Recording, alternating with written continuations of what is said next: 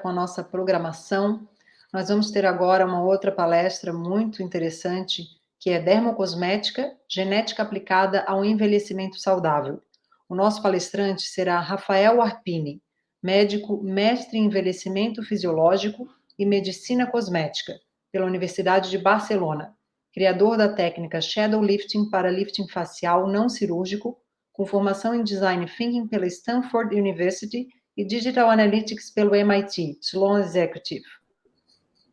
Rafael? Olá, tudo Boa bem? tarde, tudo bem? Boa tarde, tudo bem? Escutam bem aí?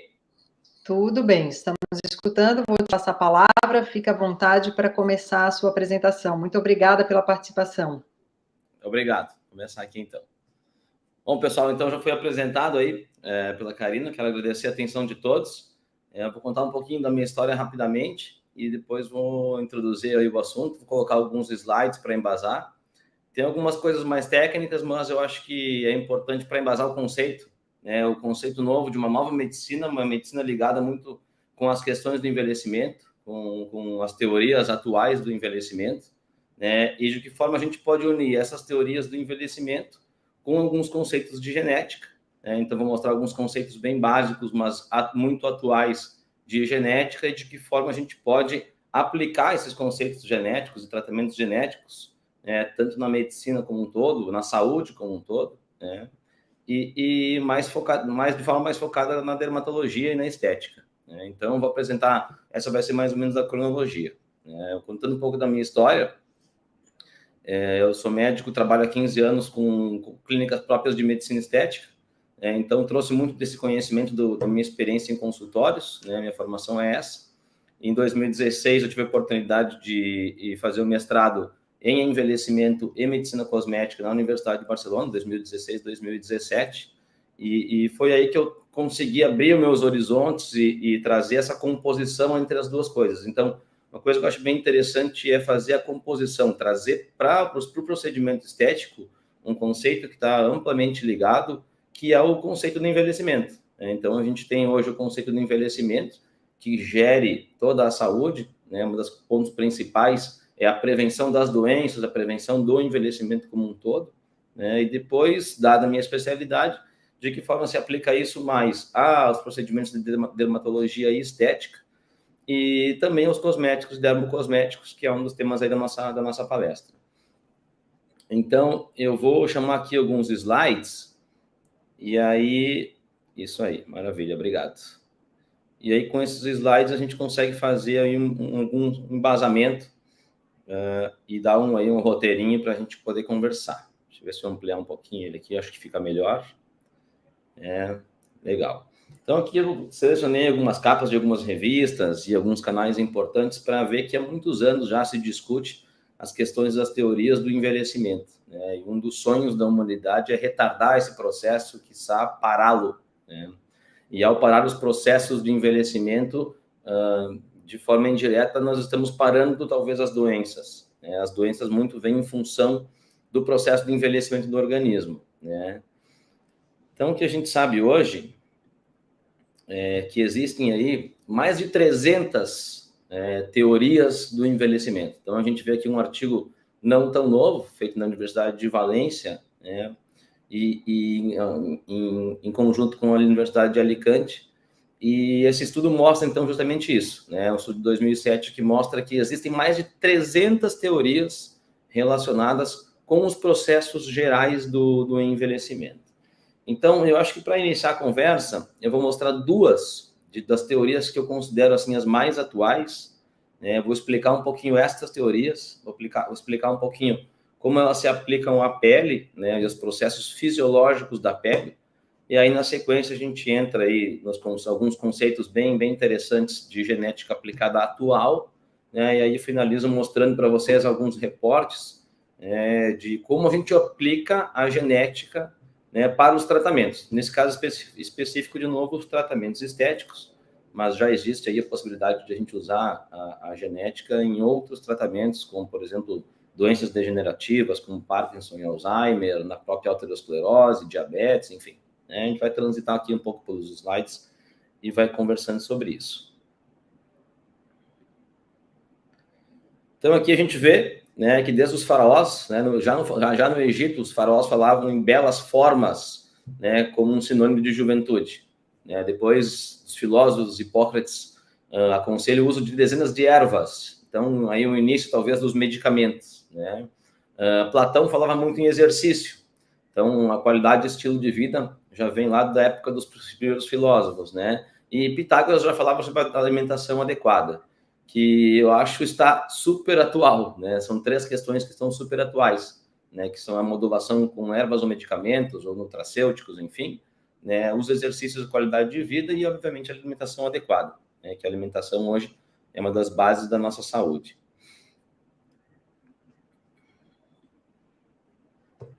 Uma das 2 teorias que eu quero mostrar para vocês, para a gente entender um pouquinho, fazer uma introdução, é a teoria dos radicais livres, né?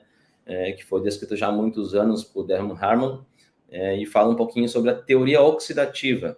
Mostra, então, como a nível celular, a nível do corpo como um todo, e depois jogando isso para nível celular, e indo mais a fundo ainda, para nível mitocondrial, como a teoria dos espécimes oxidativos, né? Então, do estresse oxidativo é um dos principais fatores que levam ao envelhecimento do corpo como um todo.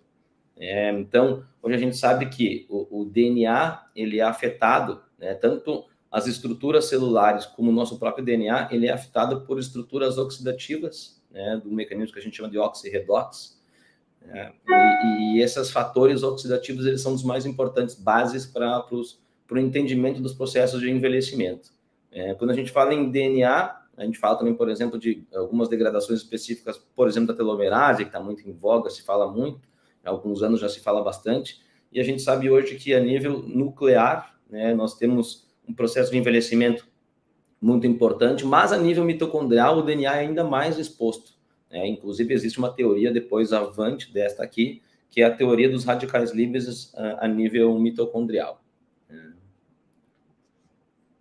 E aqui mostrando um pouquinho sobre isso, né? Não vou me ater muito a toda a fisiologia da oxidação, né? Mas mostrando um pouquinho quais são as intervenções que a gente pode usar. De forma básica, que intervenções são possíveis de se usar para tentar prevenir o estresse oxidativo e o envelhecimento provocado por tal. Né? Então, a gente tem já, como alguns exemplos, né? As vitaminas e antioxidantes de diversos tipos, né? A gente sabe hoje, por exemplo, que a vitamina C e E são os principais vitaminas antioxidantes, né? Combinados com vários tipos de outras moléculas, mas de uma dieta básica são super antioxidantes, né? E outro fator muito importante é todo o metabolismo da glutationa, que vem hoje da cisteína. A gente sabe que é uma cadeia alimentar que pode provocar o aumento da glutationa, e a glutationa, ele, na verdade, no mecanismo GSH, eles são protetores do estresse oxidativo. A gente sabe também que os estrógenos, aqui eu trouxe como exemplo de nutrição os fitoestrógenos, né? Então a gente sabe que o estrógeno, inclusive, o estrógeno na mulher, ele funciona como um preventivo do envelhecimento. Então os fitoestrógenos, eles podem entrar em alguns modelos como preventivos do envelhecimento, né? E alguns hábitos saudáveis, como os filósofos já disseram, o exercício físico, por exemplo, quando não em excesso, já existem algumas teorias mostrando que o exercício físico muito intenso, a nível de atleta profissional de alta intensidade, ele pode acabar gerando um estresse oxidativo maior em função do exercício como um todo, da produção de ácido lático, enfim.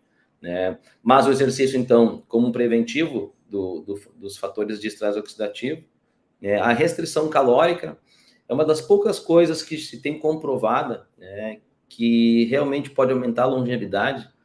Uma das poucas características que aumenta realmente a longevidade, falando agora em número de anos, né, não em qualidade de vida, mas em número real de anos, uma das poucas coisas que já foi comprovada, essa é uma primeira teoria, nasceu no Japão, é a teoria da restrição calórica.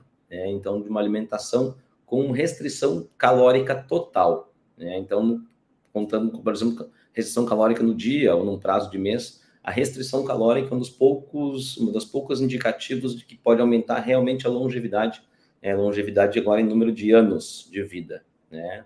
E o que a gente vai entrar depois, as modificações genéticas, né? Então, alguns desses mecanismos, né, praticamente todos os mecanismos, eles são regulados, né, por características genéticas.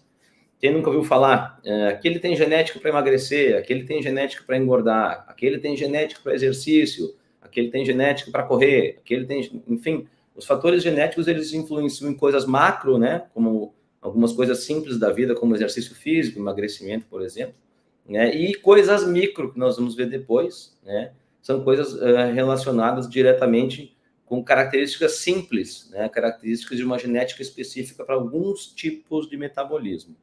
Então, daqui a pouco a gente vai conversar um pouco sobre isso.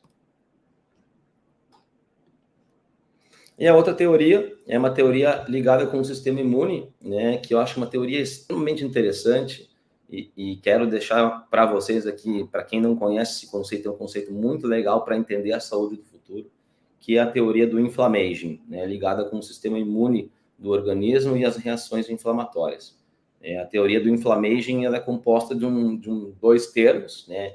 De inflamação e aging, de idade.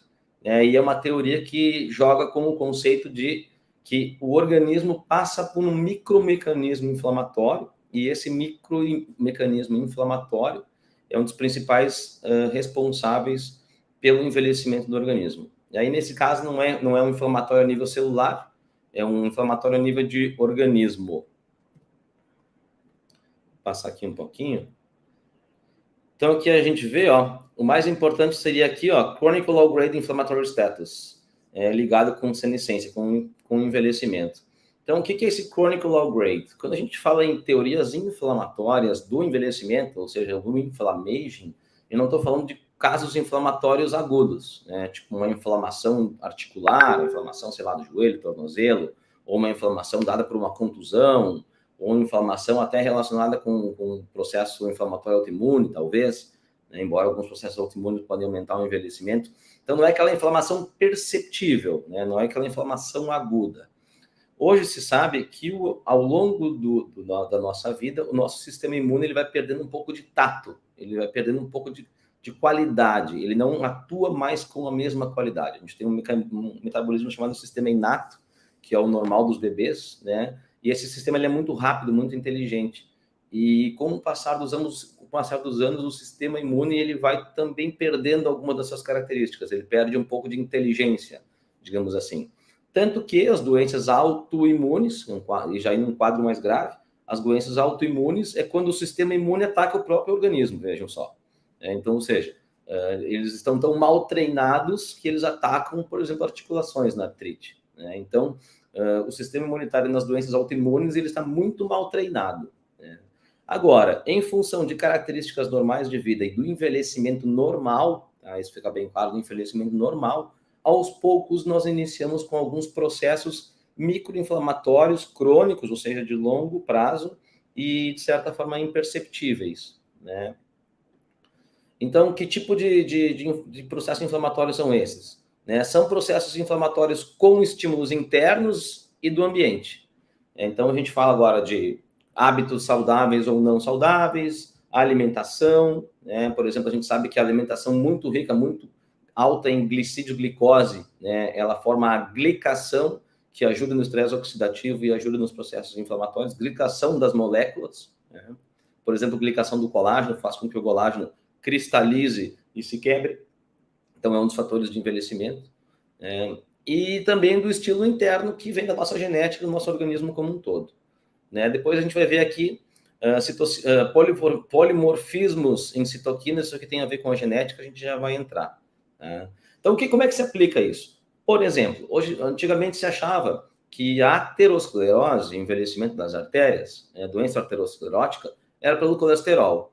Então, o colesterol ia lá e se depositava no vaso e entupia a artéria. Um pensamento relativamente simples com relação ao real processo. Hoje a gente sabe que existe um processo inflamatório, existe uma oxidação, vamos lá no processo do estresse oxidativo, já existe inclusive esse exame, a gente pode pedir, por exemplo, um LDL oxidado. O colesterol ele pode sofrer uma oxidação e essa oxidação começa a lesar a parede do endotélio, a parede do vaso, e na parede do vaso a gente começa a ter um processo inflamatório.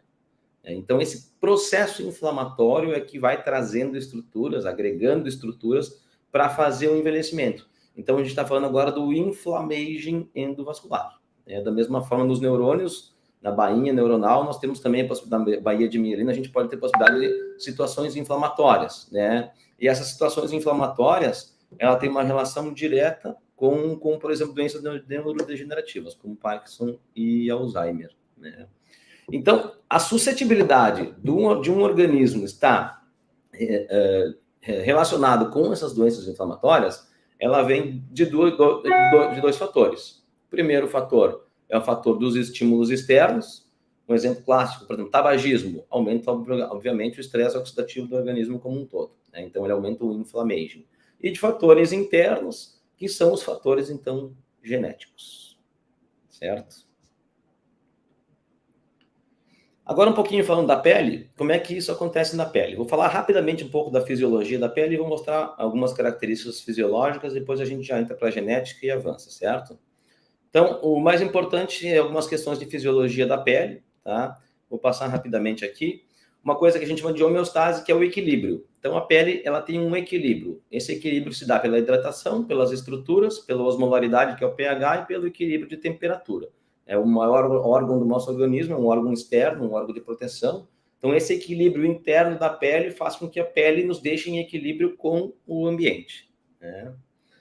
E a pele tem algumas estruturas, né? A estrutura principal da pele são os fibroblastos, né? Então, os fibroblastos, o que eles fazem? São células que produzem. O que eles produzem? O que tem na pele, né? Quais são as principais macroestruturas da pele? E aí a gente vai entrar depois em casos objetivos. Então, nós temos as proteoglicanas. Imagina que a proteoglicana é tipo um gel, assim, que deixa a pele ser mais molinha, que deixa a pele com colágeno, deixa a pele com viço, não deixa a pele ser seca, só um elástico duro, né? Então, é onde está a matriz, onde a pele está nadando ali, onde as estruturas estão nadando, é um gel, certo? Formado por ácidos hialurônicos e proteoglicanas. Depois nós temos a elastina, que é a elasticidade, fibras de elastina, formadas também pelos fibroblastos. E nós temos as famosas fibras de colágeno, né? Então, quem não quer estimular colágeno, quem nunca ouviu falar em estimuladores de colágeno, bioestimuladores, creme estimula colágeno, tratamento estimula colágeno. Então, a estrutura principal que dá estrutura, sendo redundante, mas o componente principal que dá estrutura para a nossa pele também são as fibras de colágeno, certo? Então, os fibroblastos são as células que dão origem a essas principais estruturas, né? Aí, falando um pouquinho em colágeno, o colágeno tem algumas características, tá? Que características principais são essas? Existem vários tipos de colágeno, né? E aí nós temos dois colágenos principais, o 1 e o 3, que são colágenos muito ligados com a questão da pele, né? Eles têm uma relação, e essa relação é que no paciente jovem, o colágeno 3 é o mais natural, enquanto no paciente de mais idade, o colágeno 1 começa a aumentar em proporção. Então, o colágeno 3 é natural, o colágeno tipo 1, de forma bem simplificada, seria o colágeno mais cicatricial, mais fibrótico, mais antigo, né? Então, quando a gente fala em bioestimulação, aqui, ó, existem dois tipos. A bioestimulação, que é a regeneração, ou seja, que faz com que o organismo produza um colágeno natural, e a bioestimulação de reparo, que faz com que o organismo produza um colágeno cicatricial, ou seja, um colágeno duro, um colágeno de cicatriz, né? Então, a maioria dos procedimentos estéticos hoje, muitos dos bioestimuladores, então a gente tem que ter muito cuidado com procedimentos estéticos indiscriminados, tá? Poucos procedimentos estéticos são regeneradores. A maioria dos procedimentos estéticos, vou fazer bioestimulador, todo ano vou fazer um bioestimulador. Se o bioestimulador for um bioestimulador cicatricial, de reparo, aquela pele ela vai ficar firme, vai ficar dura, mas de forma cicatricial.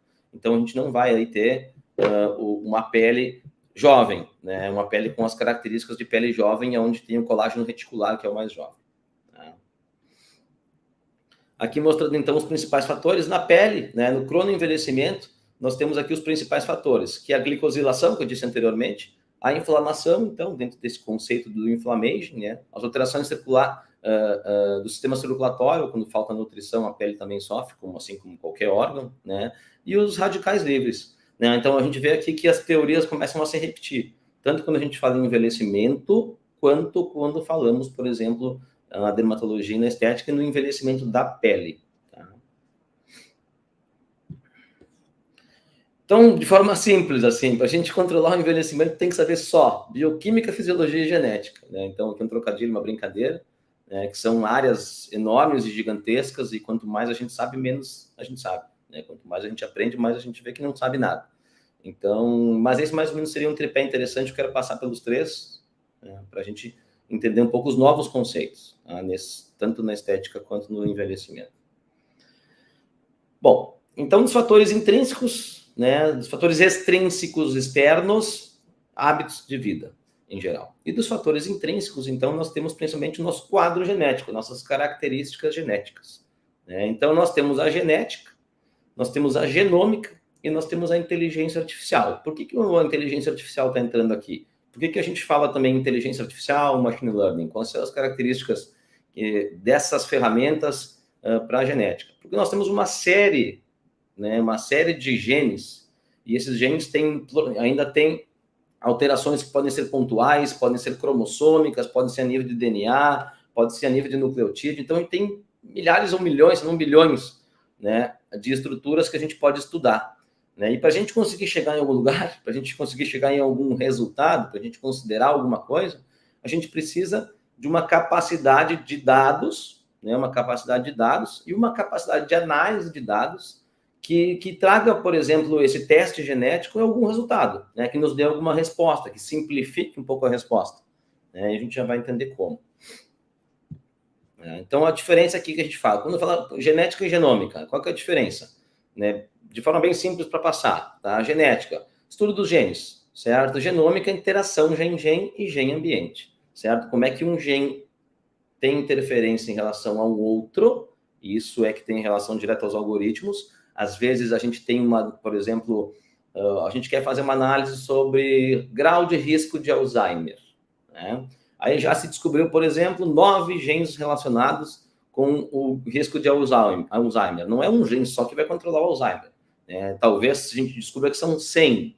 Hoje se sabe que são 15. Agora eu estou chutando alguns números, tá?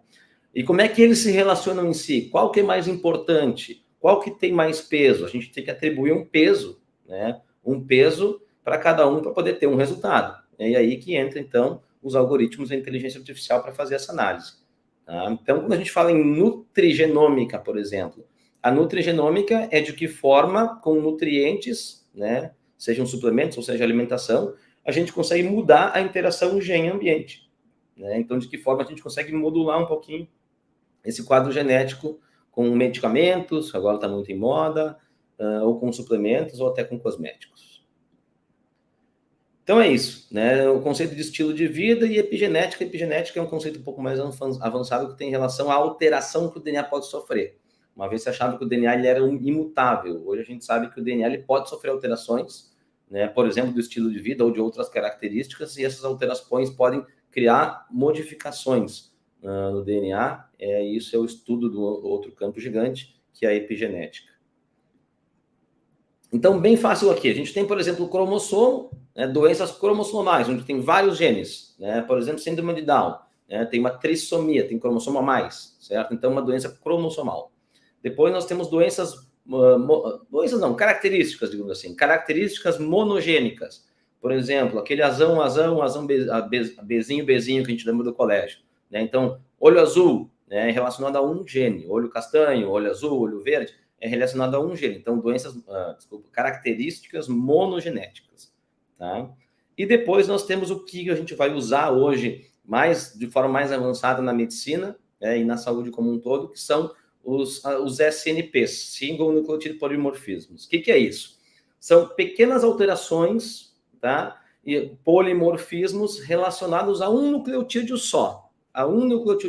Geralmente, o que acontece? Um nucleotídeo ele é responsável por produzir uma proteína ou uma enzima, certo? Então, geralmente, divide isso em 3 campos. Polimorfismo neutro, onde a pessoa, por exemplo, colágeno, tá? Então, ele tem a produção do colágeno tipo 3 da enzima X, ou da proteína X, tá? A gente pode ter um morfismo onde ele é neutro, onde ele é ruim, negativo, ou onde ele é positivo. Então, a gente pode pegar diversos SNPs, né, polimorfismos de nucleotídeo, e montar uma estrutura, que depois eu vou mostrar para vocês, para definir, por exemplo, doenças degenerativas, aterosclerose, diabetes, o metabolismo da homocisteína e as questões de pele. Tá? Então, o importante é dizer que esses polimorfismos específicos, um só, tem pouca relação com grandes alterações, né? Um só tem pouca relação com grandes alterações. Agora, a gente pega vários relacionados, por exemplo, ao colágeno, a gente pode fazer uma atribuição de que aquela pessoa tem uma tendência específica com relação ao colágeno, certo? Então, isso é bem importante. Aqui, alguns estudos já de muito tempo, desde 2006, já se estuda aqui a contribuição genética no envelhecimento, né, e como os genes definem a expectativa de vida. Aqui, então, a gente entra na medicina genômica, nutrigenômica, que é a alteração através de nutrição ou nutrientes. A farmacogenômica, então, hoje a gente sabe que duas pessoas diferentes têm características, por exemplo, existe lá o citocromo P43, onde nós temos duas pessoas, onde uma metaboliza a medicação de uma forma, de outra de outra. Então, por que um remédio pode dar muito efeito colateral num e não dar muito efeito colateral no outro? Porque dependendo dos morfismos, a gente tem um tipo de metabolismo para determinados medicamentos. Então, a gente pode fazer uma prescrição baseada em características genéticas, de remédio hoje básico, né? Fazer uma prescrição baseada em características genéticas. Depois, a kinesiogenômica, que é com exercício, e a tóxica com ativos externos, por exemplo, aqui o tabaco, né? Então, o que a gente busca quando a gente trabalha com a medicina genômica, né? Na medicina tradicional, a gente tem aparecimento dos sintomas e começo de tratamento. Na medicina genômica, a gente pode fazer pode pré-determinar algumas coisas, algumas características genéticas que são fixas, e baseado nessas características genéticas, a gente tomar uma atitude antes. A gente toma uma atitude preventiva. Um exemplo clássico é aqueles BRCAs de mama. Quando tem muita característica genética de câncer de mama, pode-se fazer um supercontrole ou até uma retirada profilática da mama. É um exemplo. Tá?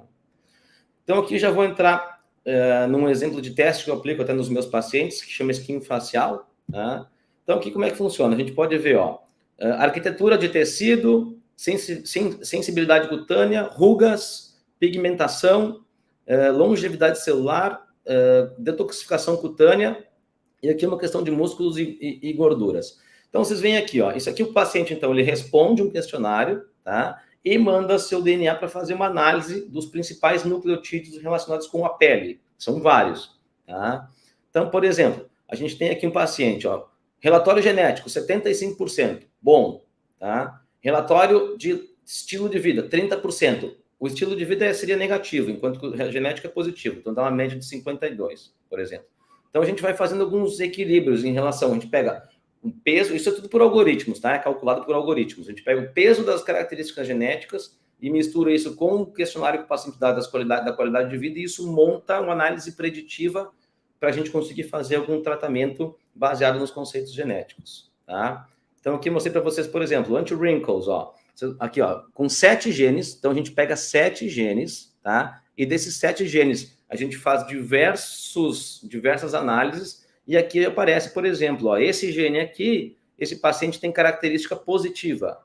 Para os outros genes aqui, ele tem característica estável. Quando aparece em amarelo, é porque está estável, né? E aqui ele dá uma pontuação que é um pouco acima do positivo, 19, né? Então, é quase zero, e aqui seria 20% mais ou menos do 5,1, tá? Então, esse paciente aqui, para rugas, aí ele tem uma relação até boa, uma pontuação boa, tá? Bora mesmo passar. Pigmentação, por exemplo, aqui a gente usa 3 genes, tá? E desses 3 genes diversas. Então, por exemplo, qual é a possibilidade que esse paciente tem de manchar? Então, a gente sabe que pessoas mancham muito mais fácil do que outras, né? A tirosinase, por exemplo, é uma das proteínas relacionadas com a mancha. Então, a gente avalia, por exemplo, a tirosinase. Não sei se vocês conseguem ler aqui.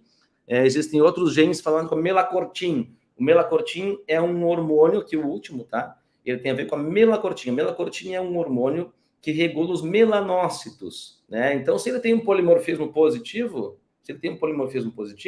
então ele tem uma capacidade hormonal de manter esses melanócitos organizados. Então, ele mancha menos, por exemplo, né? Da mesma forma que estrutura dermal. Então, a gente coloca aqui, lembra da estrutura dermal lá? Fibroblastos, colágeno. Então, aqui a gente pega vários, são 9 genes que, com seus respectivos polimorfismos, nos dão algumas ideias. Por exemplo, se o paciente tem alguma deficiência no gene que controla o ácido hialurônico, a gente sabe que ele vai ter menos efeito preenchedor, menos viço na pele, menos viço na pele. Se ele tem uma deficiência de algum gene, por exemplo, de colágeno, ele vai ter menos estrutura, e assim sucessivamente. Tá? Aqui, longevidade celular, esses mesmos testes de longevidade celular para a pele também serve para o envelhecimento. Tá? Longevidade celular como um todo, né? No caso, pele e envelhecimento. Não sei como é que eu estou de tempo aqui, mas vamos em diante aqui. 5 minutinhos, beleza, obrigado. Mas eu já estou terminando, tá? E assim, aqui tolerância, tá? Tolerância da pele. Então a gente sabe que tem peles mais sensíveis, peles menos sensíveis. Né? Aquela pele, por exemplo, tomou um banho rápido, trocou de temperatura, ou tomou um banho quente, sai e fica vermelho. Né? Ou depois pode evoluir para doenças, como por exemplo a rosácea. Então a gente consegue aqui fazer uma análise genética disso também, certo? Detoxificação cutânea, vou passar um pouco mais rápido para a gente entender. Mas de uma forma geral é o quê? A inteligência artificial e o machine learning compilam essas informações desses genes como um todo e dão um grau, né, como eu mostrei no reporte inicial. Baseado naquele grau, o profissional de saúde, o médico, por exemplo, na dermatologia ou na estética, ele pode atuar com cosméticos, por exemplo, ou com tratamentos mais focados naquilo. Né? Se a gente precisa de cosméticos mais regeneradores, né, ou cosméticos com célula-tronco, né, para aumentar a longevidade celular, ou cosméticos com efeito retinol-like, com efeito regenerador para colágeno, ou cosméticos estimuladores de ácido hialurônico, cosméticos hiperidratantes, porque tem pouca hidratação, ou cosméticos antissensibilidade, com peptídeos antissensibilidade. Então, são exemplos de como é que a gente pode usar, por exemplo, os cosméticos para atuar na pele baseado nos conceitos de testes genéticos. Então, aqui eu sou CEO da Scientific, essa aqui é uma linha de cosméticos que eu desenvolvi com os colegas em Barcelona, trouxe para o Brasil, nós lançamos no ano passado, agora tem 1 ano e meio, são 7 sérums, né? E esses sérums têm peptídeos incorporados, e esses peptídeos ajudam naqueles fatores de envelhecimento, inflammation, estresse oxidativo, e também a gente pode conseguir adaptar as formulações baseadas nos reportes, por exemplo, de genética, né? Então, são 7 produtos que, sozinhos ou em combinações, tratam praticamente todas as queixas estéticas que a gente encontra em consultório. Então, aqui alguns exemplos. Ó, isso aqui é um dos ativos. Ó. Um dos ativos, isso aqui é uma empresa chamada Lipotrude de Barcelona, e eles falam em biomimético design, ou seja, biomimético, ou seja, mimetizar o que a pele já tem. Né? Então, trazer da natureza e mimetizar o que a pele já tem. Aqui eu vou dar um exemplo aqui. Essa é a base do nosso produto, é uma base biomimética. Ou seja, ela tem pool de aminoácidos, ela tem barreira lipídica para proteção da pele, ela tem hidratante, ela tem pré-bióticos para o equilíbrio do bioma da pele, né? Então, ela tem a estrutura completa que a nossa pele necessita para manter-se estável e em homeostase, como eu disse anteriormente, ou seja, equilibrado. Tá? Aqui a gente vê ó, como os próprios ativos já vêm com esse conceito. Ó. São conceitos que na medicina tradicional, muito aqui no Brasil, a gente nem vê. Né? E os próprios ativos da indústria farmacêutica já vêm com esse conceito de inflammation. Ó. Então, acho que isso é bem legal. Quem quiser se interessar, dar uma pesquisada, acho bem legal. Tá? Aqui outro exemplo. Tá? Aqui o exemplo de um ativo. Ó. Esse ativo é antileuquine. Ele trabalha na inflamação. A interleucina 6 é um dos principais fatores inflamatórios que existem no organismo, citocinas inflamatórias. Esse produto aqui ele é o antileuquine. Ele é extraído de uma alga de mar profundo. Então, o que acontece? Essa alga está no mar profundo, certo? De acordo com as correntes, ela pode subir um pouquinho. E se ela sobe um pouquinho, ela pode fritar quando ela entra em contato com a luz solar.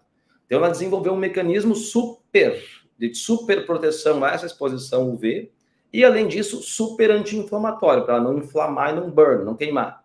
Né? Então, isso foi extraído por bioengenharia genética e criou-se um ativo, essa alga chama-se laminária ocroleuca, criou-se um ativo chamado antileuquine 6, que é super anti-inflamatório.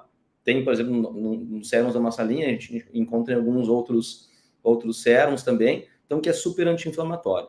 Tá?